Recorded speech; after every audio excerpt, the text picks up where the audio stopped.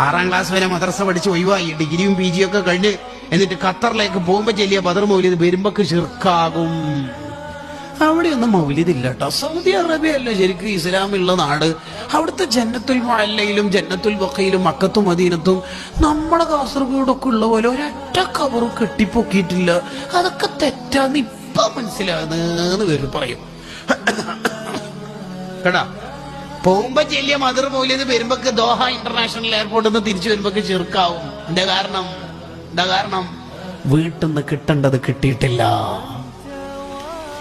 ഈ ജന്നത്തുൽ മുഅല്ലയിലും ജന്നത്തുൽ ബഖയിലുള്ള സ്വാലിഹീങ്ങളുടെ ഖബറിന്റെ മേലെ ഖുബ്ബ ഉണ്ടായിരുന്നു, ഖബർ കെട്ടിപ്പൊക്കിയിരുന്നു എന്ന് ഇമാം നവവി റഹിമഹുള്ളയുടെ തഹ്ദീബുൽ അസ്മാ വൽ ലുഗാത്തിലും അത്യാദിയുള്ള സർവ്വ ചരിത്ര ഗ്രന്ഥങ്ങളിലും ഉണ്ട്. ഇല്ലേ? ഉണ്ട്. ആ ചരിത്ര ഗ്രന്ഥങ്ങളിൽ ഉള്ളത് പിന്നെ കളവാവോ? അല്ല, അത് കളവായിട്ടല്ല. ആ ഇമാമിങ്ങളൊക്കെ ഉള്ള കാലത്ത് അതൊക്കെ ഖുബ്ബ ഉണ്ടായിരുന്നു, ഖബർ കെട്ടിപ്പൊക്കിയിരുന്നു. ഇബ്നു അബ്ദുൽ വഹാബ് വന്നിട്ട്, വഹാബി നേതാവ് വന്നിട്ട് സൗദി ഭരണം ഏറ്റെടുത്തപ്പോ കെട്ടിപ്പൊക്കിയ മുഴുവൻ ഖബറും അടിച്ച് പൊളിച്ച് തകർത്താടിയതാണ് എന്ന് ചരിത്ര ഗ്രന്ഥങ്ങളിൽ വായിക്കാം.